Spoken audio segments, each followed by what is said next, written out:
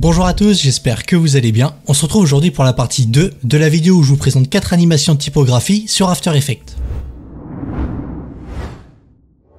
On commence tout de suite, donc pour démarrer je vais venir créer une nouvelle composition, donc je clique ici, nouvelle composition, je vais l'appeler texte 1, ici pour les dimensions je mets du 1080 par 1080, le framerate je le laisse à 30 images, et pour la durée de la composition 10 secondes c'est très bien, et je viens cliquer sur OK. Ensuite je vais venir écrire mon texte, donc pour ça je prends mon outil texte, je viens cliquer sur mon plan, je vais venir marquer studio en majuscule, je double-clique dessus, je vais le centrer pour bien le voir, je vais venir changer la police, je vais mettre du RAW grotesque en compressed, je vais venir agrandir un petit peu l'écart entre les caractères, comme ceci c'est très bien, je vais centrer mon texte, après ça je me rends dans le panneau d'effets et presets et je vais venir chercher l'effet Simple Shocker. Une fois trouvé, je glisse et je le dépose sur mon calque texte. Ici, je me rends dans le panneau d'effets contrôle. Le shock mat, je vais le passer à 30. Après ça, je vais venir créer une nouvelle composition. Donc, je viens ici sur l'onglet composition, nouvelle composition. Donc, cette fois-ci, je vais l'appeler texte 1 Fractile Noise. Je clique sur OK. Je vais venir créer un solide noir. Donc, pour ça, je fais clic droit ici dans la fenêtre composition, nouveau solide. Ici, vous pouvez le renommer. Moi, je ne vais pas le faire. Je viens mettre du noir. Je clique sur OK. Je viens confirmer juste ici. Après ça, je me rends dans le panneau d'effets et presets et je vais venir chercher l'effet Fractile Noise que je vais venir appliquer sur mon solide. Donc, il se trouve juste ici. Je le glisse et je le dépose. Ensuite, je me rends dans le panneau d'effets contrôle. Dans le nose type, je vais venir passer en spline. Je vais venir changer le contraste pour le mettre à 270. Je descends un tout petit peu le complexity, je vais le passer à 1.5. Après ça, je vais venir ici dans transform. Je vais venir augmenter l'échelle de mon effet. Une fois fait, je peux me rendre ici sur le paramètre évolution. Rester appuyé sur Alt et cliquer sur le chronomètre d'image clé. Ça m'ouvre la fenêtre des expressions ici dans ma fenêtre composition. Et là, je vais venir marquer time étoile 80. Je peux cliquer en dehors. Et maintenant, si je lance ma composition, vous voyez que j'ai du mouvement sur mon effet Fractile Noise. Donc, je vais pouvoir arrêter la vidéo. Je vais me rendre en haut dans l'onglet composition. Je vais venir créer une nouvelle composition. Je vais l'appeler texte 1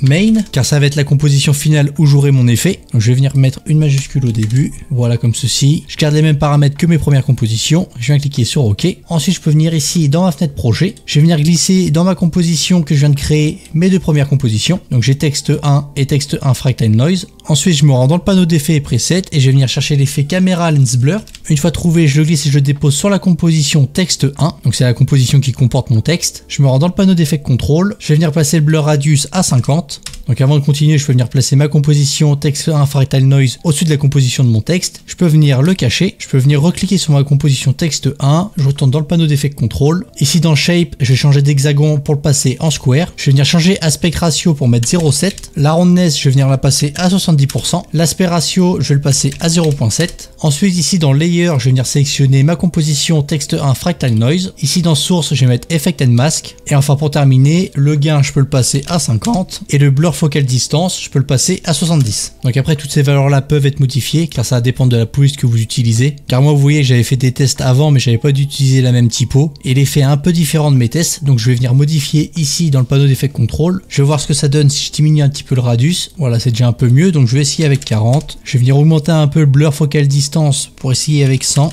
C'est peut-être pas encore assez. Je vais essayer avec 120. Donc là, je trouve que c'est très bien. Je pense que je vais descendre encore un peu le blur radius. Je vais essayer avec 30. Et maintenant, si je me place au début de la composition que je la lance, voici ce que ça donne.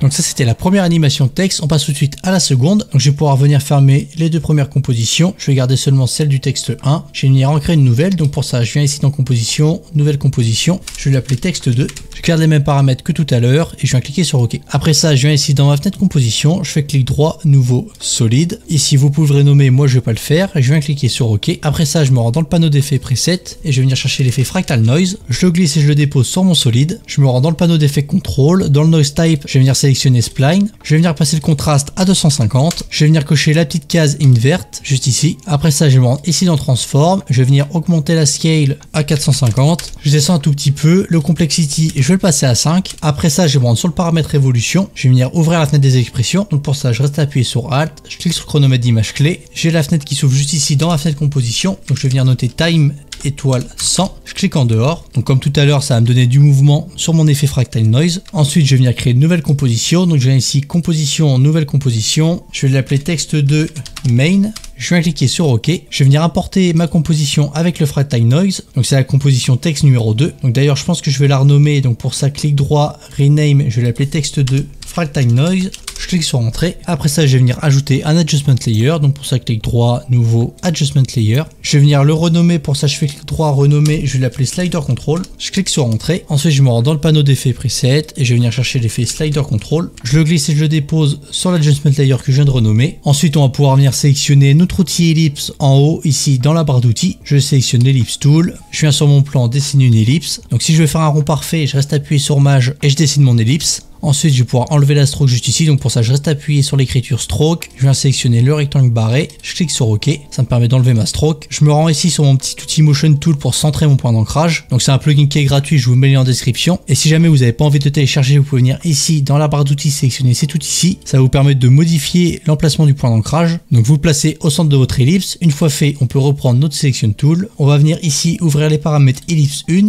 On va venir ici dans Transform ellipse 1. On vient cliquer sur notre Adjustment Layer Slider Control de façon à voir apparaître notre effet Slider Control dans notre panneau d'effet Control. Comme ça, on va venir prendre le petit tourbillon qu'on va relier à notre Slider Control. Ça va nous permettre de gérer la scale de notre ellipse avec le Slider Control. Ensuite, on va se rendre dans le paramètre Transform de notre calque ellipse. Donc on descend un tout petit peu. Je vais venir ici appuyer sur Alt et rester appuyé sur le chronomètre d'image clé de Scale. Ça m'ouvre la fenêtre des expressions. Donc ici, je vais venir noter X égale. Une fois fait, je descends pour voir ma composition texte de Fractal Noise. Je prends le petit tourbillon de Scale que je relie à ma composition Fractal Noise. Donc normalement, vous avez cette expression là qui s'inscrit automatiquement. Et ensuite, vous avez juste à faire un espace et venir copier-coller l'expression que je vous aurais mis en description. Donc voilà à quoi ça ressemble. Je vous mettrai l'expression entière en description. Après ça, je peux venir cliquer sur mon Slider Control. Je vais venir augmenter pour voir mon ellipse. Donc je vais pouvoir passer la valeur du slider à 150 par exemple. Donc maintenant, je vais pouvoir remonter et fermer les paramètres de mon ellipse. D'ailleurs, je vais pouvoir renommer mon calque. Donc pour ça, clic droit, renommer. Je vais l'appeler ellipse 1. Je clique sur entrée. Donc maintenant, si je lance ma vidéo, vous voyez que la scale de mon ellipse suit les mouvements du Fractal Noise. Et ensuite, ce qui me reste à faire, je vais venir créer un texte. Donc pour ça, je viens cliquer sur mon outil texte juste ici. Je clique sur mon plan. Je vais venir noter une lettre. Je vais marquer C par exemple. Je double-clique dessus. Je vais venir modifier la police. Je vais mettre du Satoshi en bold. C'est parfait. Je vais venir centrer ma lettre. Je vais peut-être même mettre du black. Ensuite, je peux venir enlever le fil et venir activer la stroke. Je vais venir ici dans la fenêtre composition. Je vais venir cacher ma composition avec le Fractal Noise. C'est parfait. Et maintenant, ce qui me reste à faire, c'est venir sélectionner mon Selection Tool juste ici dans ma barre d'outils. Je vais zoomer un petit peu sur mon plan. Je vais venir sélectionner mon ellipse et je vais la déplacer sur la lettre. Donc, je vais placer mon ellipse au-dessus de ma lettre. Et maintenant, il me reste plus qu'à dupliquer mon ellipse tout autour de ma lettre pour pouvoir la former. Donc, pour ça, je viens ici sur mon calque ellipse. Je fais CTRL D. Une fois dupliquée, je la déplace juste ici. Je fais CTRL D une nouvelle fois. Je déplace à nouveau l'ellipse. Donc si jamais quand vous dupliquez une ellipse, vous la voyez pas ou vous la voyez trop petite, n'hésitez pas à venir vous déplacer avec la tête de lecture pour pouvoir les voir. Donc moi je vais les dupliquer et les placer tout autour de ma lettre et on se retrouve juste après.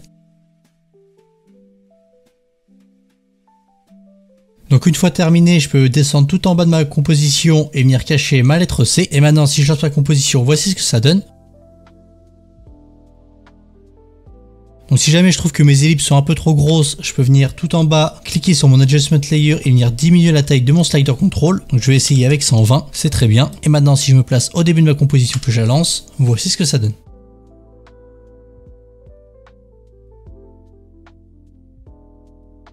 Donc moi pour exemple j'ai utilisé une lettre comme calque, mais vous pouvez appliquer cette technique là sur une icône par exemple ou une image.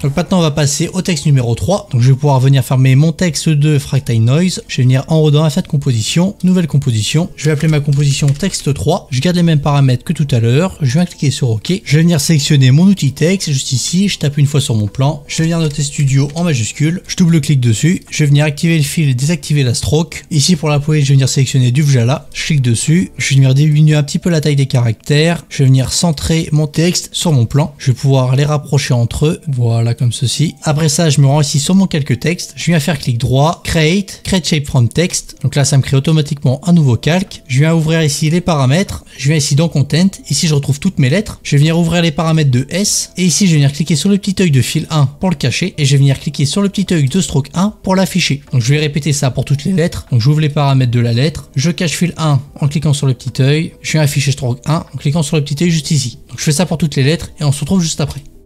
Une fois fait, je viens ici sur Add, je vais venir ajouter Offset Pass. Je viens ouvrir ici les paramètres de Offset Pass 1. Là vous voyez que si je viens augmenter le montant, j'ai bien cet effet de stroke, mais le problème c'est que les LED se chevauchent. Donc pour régler ce problème là, je viens ici sur Add, je viens cliquer ici sur Merge Pass. Une fois fait, je viens ici me placer au début de ma composition avec ma tête de lecture. Je viens ajouter une image clé de Amount juste ici. Donc je vais venir sélectionner une valeur négative de façon à plus avoir de stroke sur mon écran. Donc là, moins 5 j'en ai encore, je vais essayer avec moins 15.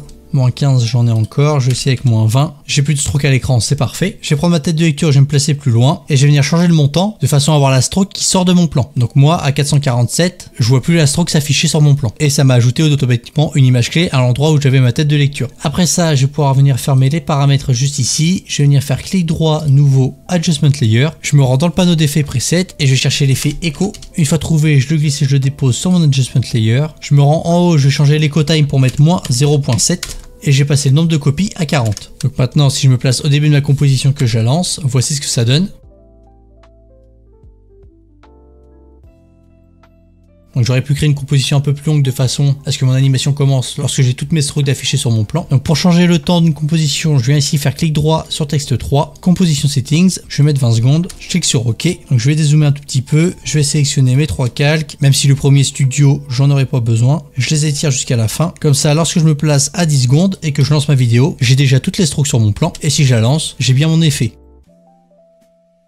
Donc pour terminer, si vous donnez un petit effet de zoom à votre effet, vous pouvez venir créer une nouvelle composition. Donc pour ça, je viens ici, comme tout à l'heure, je vais l'appeler Text 3 Main. Je viens cliquer sur OK. Je viens ici dans ma fenêtre projet, je vais venir glisser ma composition Text 3 dans mon Text 3 Main. Donc d'ailleurs, j'ai fait une faute, je n'ai pas noté le 3. Donc je vais venir changer ça tout de suite. Je vais venir cliquer sur OK. Si je me place à 10 secondes, je retrouve bien mon animation. Ensuite, je vais pouvoir cliquer sur S pour afficher les paramètres d'échelle. J'active le chronomètre d'image clé. Je me place un petit peu plus loin. Donc je vais zoomer un peu. Je vais me mettre par exemple à 1 seconde. Plus loin, je vais passer l'échelle à 180, bon c'est un peu trop, je vais essayer avec 150, c'est encore un peu trop, je vais essayer avec 135, c'est très bien. Je vais essayer cette échelle là, 5 images à l'écran, j'ajoute une image clé juste ici, je me place un petit peu plus loin, je vais me placer 1 seconde plus loin et je vais venir passer l'échelle à 110. Et ensuite je prends ma tête de lecture, je peux me placer 5 images plus loin, je sélectionne mes images clés, je fais CTRL-C, CTRL-V pour les dupliquer. Je peux sélectionner toutes mes images clés et faire F9. Je vais ici dans le Graph Editor, je vais venir modifier un petit peu les courbes de vitesse. Donc si jamais vous avez un graphe différent, c'est sûrement que vous êtes en Value Graph. Donc si vous voulez le changer, vous cliquez juste ici sur le petit icône et vous venez ici dans Edit Speed Graph. Je vais venir sélectionner toutes les images clés. Je vais tirer la poignée de gauche vers la droite et la poignée de droite vers la gauche de façon à ce que mes courbes ressemblent à ça. Et maintenant, si je me place ici à 10 secondes et que je lance ma vidéo, voici ce que ça donne.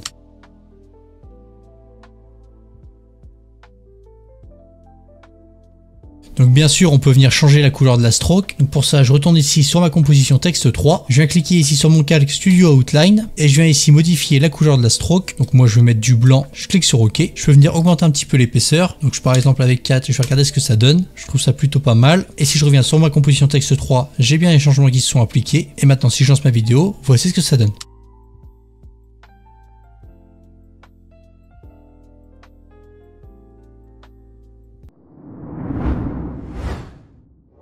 Donc ça c'était la troisième animation de texte. Maintenant je vais pouvoir venir fermer ma composition texte 3 et venir créer une composition pour mon animation de texte 4. Donc pour ça je viens ici, nouvelle composition, je vais l'appeler texte 4. Je peux venir changer la durée de la composition, je vais mettre 10 secondes, ce sera suffisant et je viens cliquer sur OK. Comme pour les autres compositions, je viens sélectionner mon outil texte, je tape sur mon plan, je vais venir noter studio en majuscule, je double-clique dessus, je vais venir l'aligner au centre pour bien voir mon texte. Je vais venir changer la police pour mettre du Abastina, je peux venir augmenter la taille des caractères juste ici, je vais venir le centrer pour voir ce que ça donne, c'est très bien, je vais augmenter encore un peu, je vais essayer avec 900, parfait, écarter un petit peu les caractères, voilà. Ensuite je me rends sur mon calque texte, j'appuie sur P pour afficher les paramètres de position, j'ajoute une image clé juste ici, je vais venir prendre mon image clé, je vais la placer un petit peu plus loin, et là je vais venir déplacer mon texte tout à droite pour le faire sortir de mon plan. Après ça je vais venir zoomer un petit peu dans ma composition, je vais venir prendre mon image clé pour la placer juste ici, après avec ma taille de lecture je vais un petit peu plus loin, je vais venir ajouter en cliquant juste ici une image clé, et après ça avec ma taille de lecture je me replace un petit peu plus loin, et cette fois-ci je fais sortir mon texte par la gauche de mon plan. Une fois fait, je peux venir sélectionner mes images clés et faire F9. Je me rends dans le Graph Editor. Comme tout à l'heure, je vais venir sélectionner mes images clés. La poignée de gauche, je vais les tirer vers la droite et la poignée de droite vers la gauche. de façon à avoir des courbes qui ressemblent à ça. Je peux revenir ici dans ma composition. Donc là, si je lance ma vidéo, voici ce que ça donne. Donc j'ai mon texte qui arrive de la droite, qui s'arrête au milieu et qui part vers la gauche. Donc moi, j'aimerais que cette animation la boucle. Donc pour ça, je viens ici, je reste appuyé sur Alt, je clique sur chronomètre d'image clé de position et je vais venir noter l'expression loop out. Donc normalement, ça vous la propose automatiquement. Vous cliquez dessus et vous venez appuyer sur Tab, ça la note automatiquement. Vous pouvez venir cliquer en dehors. Et maintenant, si je lance mon animation, vous voyez, j'ai mon animation qui se répète. Donc je vais arrêter l'animation, je vais pouvoir dézoomer et venir fermer les paramètres de mon calque texte. Ensuite, je vais pouvoir venir créer une nouvelle composition. Donc pour ça, je viens ici, nouvelle composition. Je vais l'appeler texte 4 gradient. Je garde les mêmes paramètres. Je viens cliquer sur OK. Je vais venir créer un solide. Donc pour ça, je fais clic droit, nouveau solide. Vous pouvez le renommer. Je viens cliquer sur OK. Je me rends dans le panneau d'effets preset et je vais venir chercher l'effet 4 couleurs dégradées. Juste ici, je le glisse et je le dépose sur mon solide. Une fois fait, je vais venir créer une nouvelle fois une nouvelle composition. Je vais l'appeler texte 4 main. Je viens cliquer sur OK. Je me rends dans ma fenêtre projet. Je vais venir importer mes deux premières compositions texte 4. Donc là, je vais pouvoir mettre la composition gradient juste en dessous et venir appuyer sur le petit œil pour cacher ma composition. Et ensuite, je me rends dans le panneau d'effets preset et je vais venir chercher l'effet time displacement. Une fois trouvé, je le glisse et je le dépose sur ma composition texte 4. Donc c'était la première où j'avais mon animation de texte. Ensuite, je me rends dans le panneau d'effets contrôle. Ici dans Time Displacement Layer, je vais venir sélectionner ma composition texte 4 gradient. Ici dans Max Displacement Time, je vais venir mettre 1.2. Et maintenant, si je lance ma composition, voici ce que ça donne.